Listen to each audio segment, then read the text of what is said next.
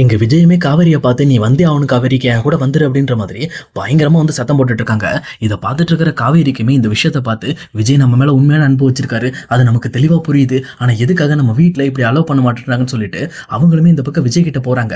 அப்ப விஜயுமே காவேரியோட கையை பிடிச்சிட்டு நீ வா காவேரி என் வீட்டுக்கு வந்துரு அப்படின்ற மாதிரி இங்க காவேரியோட கையை பிடிச்சு இழுத்துக்கிட்டு இருக்காங்க. ஆனா அதே நேரத்துல இங்க காவேரியோட வீட்டுல இருக்க எல்லாருமே இங்க விஜயும் காவேரியும் பிரிக்கிறதுல ரொம்பவே மும்மரமா இருக்காங்க.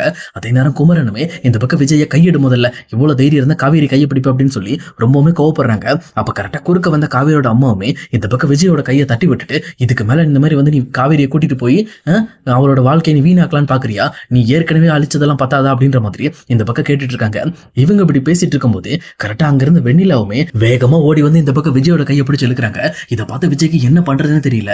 அதே நேரத்துல இங்க காவேரியோட வீட்டுல இருக்க எல்லாருமே இங்க விஜயை பார்த்து ஆளுக்கு கேள்வி கேட்க ஆரம்பிக்கிறாங்க. ஏன் விஜய், அதான் உங்களுக்கு தான் வெண்ணிலா இருக்காங்கல்ல, அப்புறம் எதுக்காக காவேரி தேவைப்படுறாங்க அப்படின்ற மாதிரி கங்கா கேட்கிறாங்க.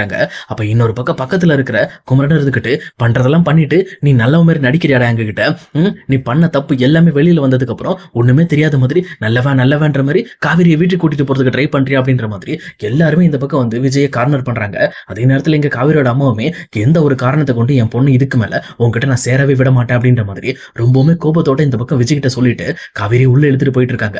அதே நேரத்துல இங்க இருக்க நிவினுமே இந்த பக்கம் வந்து விஜய் கிட்ட என்ன சொல்றதுன்னே தெரியாம அவருமே வெளிப்பதிங்க போய் நின்றுட்டு இருக்காரு. சொல்லப்போனா நிவினோட மனசுக்குள்ள இங்க விஜயும் காவேரியும் பேசிட்டாங்கன்னா கண்டிப்பா ஒண்ணு சேர்ந்துருவாங்க அப்படின்ற எண்ணம் தான் அவருக்கு இருக்கு. அதே நேரம் இங்க விஜய் நிவின்ட்ட வந்துட்டு கடைசியா நீ எப்படி போட்டு கொடுக்கணுமோ அப்படி போட்டு கொடுத்துட்டல அப்படின்ற மாதிரி இங்க நிவினை பார்த்து கேள்வி கேட்கிறாங்க.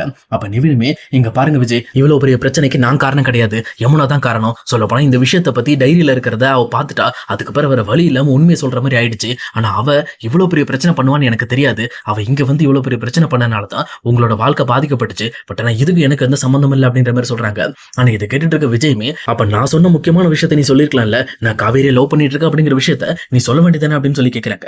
ஆனா நிவினுமே அது கோபத்துல நான் சொல்ல மறந்துட்டேன், பட் ஆனா அது மட்டும் தான் நான் பண்ண தப்பு, மற்ற எல்லாமே இந்த பக்கம் யமுனாவோட வேலை தான் அப்படின்ற மாதிரி நிவினுமே சொல்றாங்க. இதை கேட்ட உடனே இந்த பக்கம் வந்து விஜய்க்கு ரொம்பவே டென்ஷன் ஆகுது. பட் இருந்தாலும் அதை மனசுக்குள்ளே வச்சுக்கிட்டு ரொம்ப நன்றி, எல்லாரும் சேர்ந்து என்ன ஒன்னா கார்னர் பண்ணீங்கல்ல, அதுக்கு ரொம்பவே தேங்க்ஸ் அப்படின்ற மாதிரி சொல்லிட்டு அவருமே கையெடுத்து கும்பிட்டுட்டு டேரக்டா இந்த பக்கம் வீட்டுக்கு போறாரு. வீட்டுக்குள்ள போன உடனே எங்க தாத்தா பாட்டியுமே இங்க விஜயை கூப்பிட்டு பேசுறாங்க. அப்ப என்ன விஜய், எதுக்காக இப்படி பண்ணிட்டு இருக்க, கடைசி நிமிஷத்துல எப்படியோ வந்து காவேரி வந்திருப்பா, ஆனா இந்த வெண்ணில வந்து எல்லாத்தையும் சொதப்பிட்டா அப்படின்ற மாதிரி பாட்டி பேசிக்கிட்டு இருக்காங்க. அப்ப கரெக்டா மறுபடியுமே வெண்ணில ஓடி வந்து இந்த பக்கம் விஜயோட கையை பிடிக்கிறாங்க. சொல்லப்போனா அவங்களுக்கு பழைய ஞாபகங்கள் வர வர இந்த பக்கம் விஜய் கூட இருக்கணுங்கிறதுக்காக அவங்க விஜயை தேடிக்கிட்டு இருக்காங்க. அதே நேரத்துல இதை பார்த்துட்டு இருக்க விஜயுமே முதல்ல கையெடு வெண்ணிலா, என் மேல கை வைக்காத, நான் ஒன்னு பழைய மாதிரிலாம் என்னால பார்க்க முடியாது, எனக்கு கல்யாணம் ஆயிடுச்சு, எனக்கு மனைவின்னு ஒருத்தி இருக்கா, நான் வந்து இன்னொருத்தரோட கணவன் அப்படின்ற மாதிரி இந்த பக்கம் விஜய் வெண்ணிலா கிட்ட பயங்கர ஆத்திரத்தோட கத்திக்கிட்டு இருக்காரு. ஆனா இதை பார்த்துக்கிட்டு இருக்கிற பாட்டியுமே டே அந்த பொண்ணு கிட்ட கத்தி என்னடா நடக்க போகுது, அந்த பொண்ணுக்கு என்ன தெரியும், ஒண்ணுமே தெரியாது, அதுக்கு ஞாபகமே வரல, அந்த பொண்ணுட்ட ஏன்டா கத்திட்டு இருக்க அப்படின்ற மாதிரி பாட்டியுமே இந்த பக்கம் விஜய் காம் பண்ண ட்ரை பண்றாங்க. அதுக்கப்புறம் வெண்ணிலாவை அந்த நர்ஸுமே கூட்டிட்டு போனதுக்கு அப்புறம் விஜயுமே ரொம்ப கோபத்தோட இங்க அவருக்கு எதிராக நடந்த துரோகத்தை நினைச்சு ரொம்பவே ஃபீல் பண்ணிக்கிட்டு இருக்காரு. ஆனா இன்னொரு பக்கம் ராகினி தான் என்ன இது, காவேரியை பத்தி எவ்வளவு கேவலமா விஜய்கிட்ட பேசினாலும் விஜய் கோவமே பட மாட்டான்றான். மறுபடியுமே வந்து எப்படியாவது காவேரியை வீட்டுக்கு கூட்டிட்டு வரதுக்கு தான் பிளான் பண்ணிக்கிட்டு இருக்கான். நம்ம பிளான் எல்லாம் வேஸ்டா போயிருமோ, இவன் என்னமோ வெண்ணிலா கிட்ட காவேரி தான் என்னோட மனைவின்ற மாதிரி அடிச்செல்லாம் பேசுறானே அப்படின்ற மாதிரி இங்க ராகினியுமே யோசிச்சுட்டு இருக்காங்க. அதே நேரத்துல தாத்தா இருந்துகிட்டு பாட்டி கிட்ட சொல்றாங்க, எந்த ஒரு காரணத்தை கொண்டும் நம்ம இங்க விஜயோட விஷயத்துல தலையிடக்கூடாது, அவனே அதை ஃபேஸ் பண்ணி வெளியில வரட்டு, ஏன்னா இது அவனோட குடும்ப விஷயம் தான், நம்ம இதுக்குள்ள தலையை விட்டோம்னா நமக்கு சரி வராது அப்படின்ற மாதிரி அங்க தாத்தாவும் பாட்டியும் அந்த விஷயத்துல இருந்து ஒதுங்கிடுறாங்க. அதே நேரத்துல இன்னொரு பக்கம் காவேரியோட வீட்டுல இங்க காவேரியுமே பயங்கரமா ஆள ஆரம்பிக்கிறாங்க. ஆனா இதை பார்த்துட்டு இருக்க சாரதாக்கு காவேரியோட முகத்தை பார்க்க பயங்கரமா கோபம் வருது. அவங்களுமே காவேரியை மாறி மாறி அடிக்க ஆரம்பிக்கிறாங்க. ஆனா இதை பார்த்துட்டு இருக்க யமுனா கங்கா குமரன் சொல்லிட்டு எல்லாருமே இந்த பக்கம் வந்து சாரதாவை பிடிச்சு நிறுத்துங்கம்மா, அடிக்காதீங்க, அக்காவை அடிக்காதீங்க அப்படின்ற மாதிரி இந்த பக்கம் யமுனா சொல்லிட்டு இருக்காங்க. அப்ப இதை கேட்டுட்டு இருக்க சாரதாவுமே இவளுக்கு எவ்வளவு திமிர் இருக்கணும், இப்படி அவளுக்கே துரோகம் பண்ண ஒருத்தங்கிட்ட மறுபடியும் போகணும்னு சொல்லி ட்ரை பண்றா, அவன் அழுதுட்டு வந்து கூப்பிட்டா இவளும் அழுதுகிட்டே போயிருவாளா, அவ வாழ்க்கையை பத்தி யோசிக்க மாட்டாளா, மான மரியாதை எதுவுமே இல்லாம போயிட்டு இவளுக்கு அப்படின்ற மாதிரி இந்த பக்கம் சாரதா பயங்கரமா திட்டிக்கிட்டு இருக்காங்க. ஆனா எங்க காவேரியுமே இங்க பாருங்கம்மா, அவர் உண்மையிலுமே நான் ரொம்பவே லவ் பண்றாரு, தயவு செஞ்சு நான் அவர் கூட விட்டுருங்க, எல்லாமே சரியா போயிடும், நீங்க இவ்வளவு பெரிய பிரச்சனை பண்ணணும்னு அவசியம் கிடையாது, நான் தான் விஜயை தப்பா புரிஞ்சுக்கிட்டேன், அவசரப்பட்டுட்டு நான் தான் எல்லாம் பண்ணிட்டேன் அப்படின்ற மாதிரி இங்க காவேரியுமே வந்து பயங்கரமா ஃபீல் பண்ணி அழ ஆரம்பிக்கிறாங்க. ஆனா இதை பார்த்துட்டு இருக்க சாரதா மறுபடியும் காவேரி அடிக்க போக கரெக்டா நிவின் குறுக்கால வந்து தடுத்துட்டு இங்க பாருங்க முதல்ல நிறுத்துங்க, நீங்க காவேரி மேல கை வைக்கிறது உண்மையிலுமே வந்து தப்பான விஷயம், நான் இப்பவும் சொல்றேன், இங்க விஜய் வந்து காவேரியை ரொம்பவே லவ் பண்ணிக்கிட்டு இருக்காரு, இந்த விஷயம் எனக்கு தெரியும் அப்படின்ற மாதிரி இங்க நிவினுமே பேசுறாங்க. ஆனா இதை பார்த்துட்டு இருக்க சாரதாவுமே இங்க பாருங்க, இங்க விஜய்க்காக நீங்க வந்து சப்போர்ட் பண்ணாதீங்க, அவன் ஒரு கேடு கட்டவன், அவனுக்குலாம் நீங்க சப்போர்ட் பண்ணக்கூடாது அப்படின்ற மாதிரி இங்க சாரதாவும் நிவினை அமைதிப்படுத்த பாக்குறாங்க. இருக்காங்க. ஆனா நிவினுமே நான் சொல்றது எல்லாரும் ஒரு நிமிஷம் கேளுங்க, தயவு செஞ்சு கேளுங்க. இப்ப இவ்வளவு பெரிய பிரச்சனை ஆக தேவையே கிடையாது. காவேரியை கண்டிப்பா வந்து விஜய் லவ் பண்ணிக்கிட்டு இருக்காரு. அதே நேரத்துல அவங்க 2 பேருக்குள்ளயுமே ஒரு நல்ல பாண்டிங் இருக்கு. நம்ம இப்ப அவசரப்பட்டு அவங்கள 2 பேரையும் பிரிச்சுக்கிட்டு இருக்கோம் அப்படின்னு சொல்லிட்டு இங்க எவ்வளவோ பேசி பாக்குறாரு. ஆனா இங்க சாரதா வீட்டுல இருக்க யாருமே அதை ஏத்துக்கிறதுக்கு தயாரா இல்ல.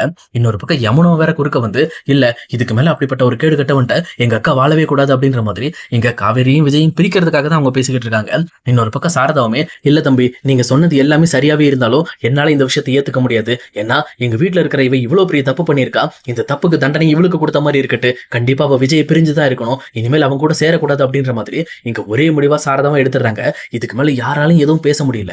அதுக்கப்புறம் எப்பவும் போல பெட்டி படுக்கையெல்லாம் ஏத்திட்டு இந்த பக்கம் வண்டியுமே அங்கிருந்து கிளம்புறதுக்கு தயாராகுது. அப்ப கரெக்டா அந்த வீட்டு சாவியை கொண்டு போய் கொடுத்துட்டு வந்துருங்க அப்படின்ற மாதிரி இங்க நிவின் கிட்ட இங்க சாரதா அந்த சாவியை தூக்கி கொடுக்குறாங்க. ஆனா நிவினுமே இங்க பாருங்க இப்போவாது நான் சொல்றது கேளுங்க, தயவு செஞ்சு காவேரி அனுப்பி வைங்க, அவங்க போய் பேசிட்டு வந்து எல்லாம் சரியாயிடும் அப்படின்ற மாதிரி இங்க நிவினுமே சொல்றாரு. ஆனா சாரதா அதை கேட்கற மாதிரி இல்ல. ஆனா அதே நேரத்துல காவேரியுமே அம்மா நான் சொல்றத தயவு செஞ்சு கேளு, நீ சொன்ன மாதிரி நான் உன் கூட வந்துடுறேன். ஆனா ஒரே ஒரு டைம் நான் போய் இங்க விஜய் கிட்ட பேசிட்டு வரணும், நான் அதை மட்டும் கிளாரிஃபை பண்ணிட்டு வந்துடுறேன் அப்படின்ற மாதிரி இந்த பக்கம் காவேரியுமே அந்த வீட்டு சாவியை கேட்கிறாங்க. இதை பார்த்துட்டு இருக்க கங்கா குமரன் எல்லாருமே சரி குடுமா கொடுத்து விடு, அவ போயிட்டு வரட்டு, அவ தான் வரேன்னு சொல்லிட்டால நம்ம கிட்ட அப்படின்ற மாதிரி இங்க காவேரி கிட்ட அந்த வீட்டு சாவியை கொடுத்து விடுறாங்க. காவேரியுமே அந்த வீட்டு சாவியை வாங்கிட்டு இங்க விஜய் வீட்டை பார்த்து நடந்து வந்துட்டு இருக்காங்க. அப்ப கரெக்டா விஜயோட வீட்டு என்ட்ரன்ஸ்லயே இந்த பக்கம் தாத்தாவும் பாட்டியும் உட்காந்துட்டு இருக்காங்க. அவங்க காவேரியை பார்த்தோன்னா கொஞ்சம் ஷாக் ஆகி நின்றுட்டு இருக்காங்க. அப்ப விஜயுமே காவேரி என்ன தேடி வந்துட்டா, அவ பேக்கோட வந்திருக்கா, எனக்காக தான் வந்திருக்கா அப்படின்ற மாதிரி இங்க விஜயுமே ரொம்பவே ஹாப்பி ஆயிட்டு இங்க காவேரி கிட்ட வராங்க. ஆனா தாத்தாவுமே இங்க பாரு விஜய், காவேரியோட முகத்தை பாரு, அவ கண்டிப்பா வந்து உன் கூட வாழணும்னு வரல, அவ ஏதோ ஒரு முடிவோட வந்திருக்கா, ஒரு நிமிஷம் அமைதியாரு அப்படின்ற மாதிரி இங்க தாத்தாவுமே விஜயை காம் பண்றாங்க. அப்ப கரெக்டா காவேரியுமே அந்த வீட்டு சாவியை தாத்தா கிட்ட வந்து கொடுத்துட்டு என்ன மன்னிச்சிருங்க தாத்தா, நான் இப்படி பண்றதுக்கு சொல்லப்போனா உங்களை விட்டு நான் பிரிஞ்சே போக மாட்டேன்னு சொல்லி உங்ககிட்ட சொல்லியிருந்தேன், பட் ஆனா இப்போ உங்களை விட்டு பிரியிற நிலைமை வந்துருச்சு அப்படின்ற மாதிரி தாத்தாட்ட சொல்றாங்க. அதே நேரம் இங்க விஜயை பார்த்து காவேரியுமே என்ன மன்னிச்சிருங்க விஜய், எல்லாமே கைமீறி போயிடுச்சு, இதுக்கு மேல என்னால எதையுமே கண்ட்ரோல் பண்ண முடியல, இனிமேல் எங்க அம்மாவோட பேச்சு தான் நான் கேட்டாக்கணும், என்னால அந்த விஷயத்தை தட்ட முடியாது அப்படின்ற மாதிரி எங்க விஜய் கிட்ட சொல்றாங்க. ஆனா விஜயுமே பயங்கரமா அழுதுகிட்டு என்ன காவேரி என்னை விட்டுட்டு போற, நான் உனக்காக தானே இங்க இருக்கேன் அப்படின்ற மாதிரி அவருமே வாயை திறந்து பேச முடியாம ரொம்பவே கஷ்டப்படுறாரு. சொல்லப்போனா இந்த பக்கம் விஜயோட மனசுல இருக்கிற கஷ்டத்தை அவரால் வெளியில சொல்ல முடியல, அந்த அளவுக்கு பயங்கரமா கண்ணுல இருந்து தண்ணியா ஊத்திக்கிட்டு இருக்கு. ஆனா இதை பார்த்துட்டு இருக்க ராகினிக்கும் சரியான சந்தோஷம். அவங்களும் அப்பா ஒரு வழியா இவ வீட்டுக்கு வரப்போறான்னு நினைச்சு நானே பயந்துட்டேன், நல்ல வேலை இந்த வீட்டை விட்டு தான் போக போறா, இதுக்கு மேல எந்த பிரச்சனையும் இல்லை அப்படின்ற மாதிரி அவங்களுமே ஒரு பக்கம் யோசிச்சுட்டு இருக்காங்க. அதே நேரம் இந்த பக்கம் காவேரியுமே இங்க விஜய் கிட்ட என்ன மன்னிச்சிருங்க நான் கிளம்புறேன் அப்படின்ற மாதிரி அங்க வீட்டை விட்டு போறாங்க. அப்ப இங்க விஜயுமே காவேரி தயவு செஞ்சு என்னை விட்டு போயிடாத, நான் உனக்காக தான் காத்துக்கிட்டு இருக்கேன் அப்படின்ற மாதிரி இங்க விஜயுமே காவேரி கிட்ட பேசிட்டு இருக்காங்க. அப்படி பேசிட்டே இருக்கும்போது காவேரி அங்க இருந்து கிளம்புறாங்க. ஆனா அங்க காவேரி கரெக்டா வீட்டு வாசல் தாண்டின அடுத்த செகண்டே இந்த பக்கம் வெண்ணிலா ஓடி வந்து இங்க விஜயோட கையை பிடிக்கிறாங்க. அப்ப அதையுமே இந்த பக்கம் காவேரி கவனிக்கிறாங்க. கவனிச்சது மட்டும் இல்லாம சரி பரவாயில்ல எல்லாமே நல்லா தான் நடக்கட்டு, நம்ம நல்லதான் செஞ்சிருக்கோம் அப்படின்ற மாதிரி அவங்க மனசுக்குள்ள ஏதோ ஒரு விஷயத்த திங்க் பண்ணிட்டு காவேரியுமே இந்த வீட்டை விட்டு கிளம்பி போறாங்க. ஆனா அதே நேரத்துல தாத்தாவை பாட்டியுமே இந்த பக்கம் வந்து வெண்ணிலா பண்ண விஷயத்த பார்த்துட்டு அவங்களுமே வந்து காவேரியோட மனசுல என்ன நினைச்சிருப்பா அப்படிங்கிற விஷயத்த கெஸ் பண்ணிட்டு விஜய் நீ போய் வேலையை பார்ப்போ, இதுக்கு மேல அதை பத்தி பேசி எந்த பிரச்சனையும் கிடையாது, நடக்கிறது நடக்கட்டுப்பா பாத்துக்கலாம் அப்படின்ற மாதிரி இந்த பக்கம் விஜய்க்கு ஆறுதல் சொல்றாங்க. இந்த பக்கம் விஜயுமே என்ன பண்றதுன்னே தெரியாம அப்படியே திகைச்சு போய் நின்றுகிட்டு இருக்காரு.